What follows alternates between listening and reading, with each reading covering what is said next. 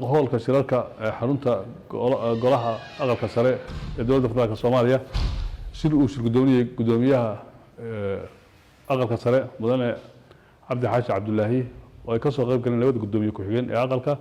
gudoomiyaha Jubbaland baarlamaanka iyo labadiisa ku xigeen iyo xubnaha la socday gudoomiyaha Koonfur Galbeed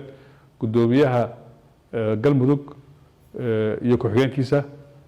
xubno matalayay baarlamaanka ama shirgudoonka dowladda Hirshabeelle iyo xubno kale oo ka tirsan baarlamaanada Soomaaliya dowladaha xubnaha ka dowladda federaalka arrinkaas waxa laga wada hadlayay wada shaqeynta